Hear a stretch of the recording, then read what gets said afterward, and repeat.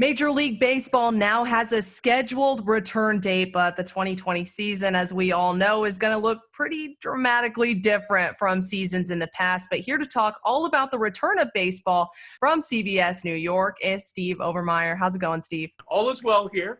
We're back in the studios now, so we are safe and sound in a bubble of our own.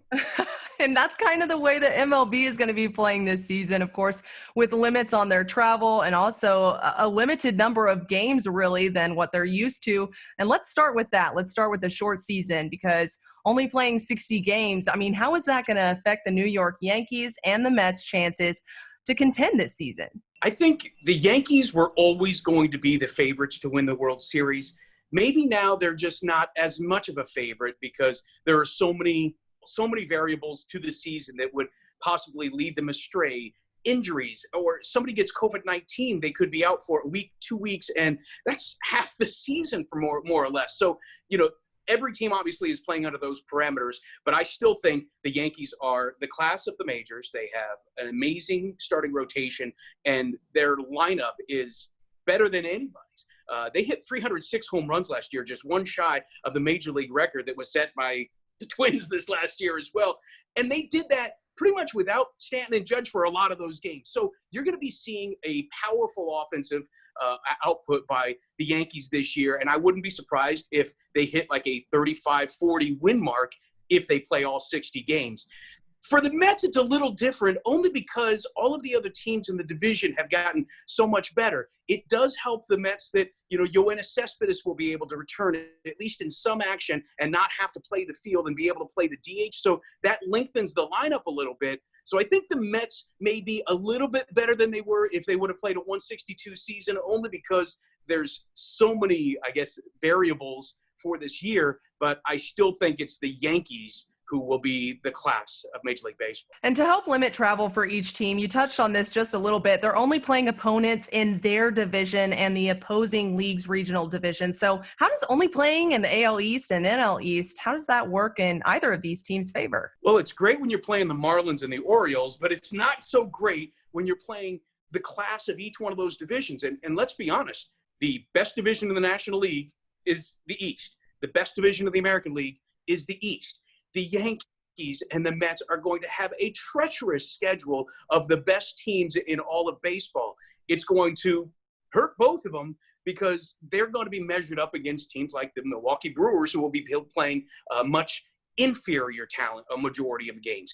That just means that both the Mets and the Yankees have to play at their highest level against the worst teams to make sure that those games are wins.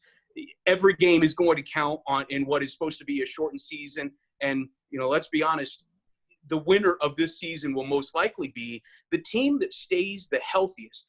It's not necessarily just about the depth of your starting pitching or how deep into the roster you can go. It's about which teams are going to be able to keep their best players on the field. And that is as big of a crapshoot as anything. And Steve, I think I already know what direction this next question is headed, but I know the season hasn't started yet, so it's all kind of up in the air. But if you had bold predictions for the playoffs, which teams will make it from the AL and the NL East? All right, the AL East, I'm still going to put the Yankees right up there, but I still like the Rays as well.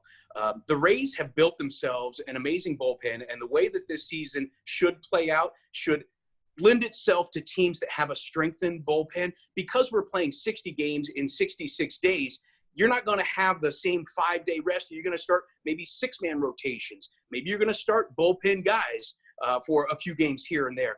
I think the Rays are better positioned to be able to move themselves into one of those playoff spots. In the National League East, the Braves are the class of this division, and they have a lot of things going for them. Number one, they've won this division 2 years straight. Number two, they've got a lot of young guys. The core of their roster are all young guys who theoretically will be able to bounce back on these shortened games in this, condensed season at a much better rate. I also think the Phillies, who underachieved last year, would be the other team from the NL East.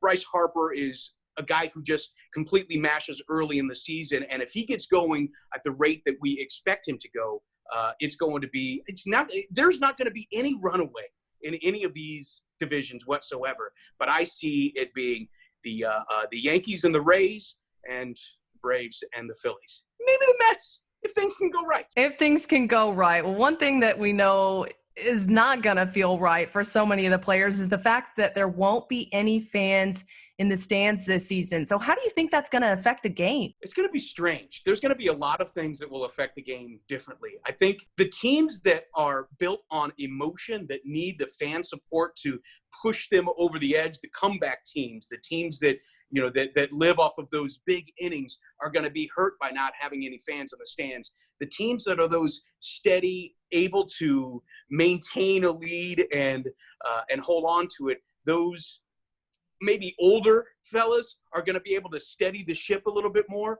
So it's really going to be such a tough thing to kind of predict which team rises to the top. But I think the first 10 games of this season are going to go a long way, because if you start out the season 1-9 with or without fans to boo you, maybe it'll work better for some teams because they won't get booed. But if you start out the season in a horrendous way, you're going to have an amazing final stretch just to make it to the postseason.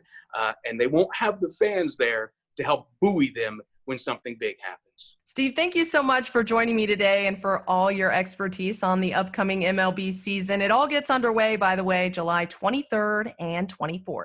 I'm Katie Johnston for CBSNewYork.com.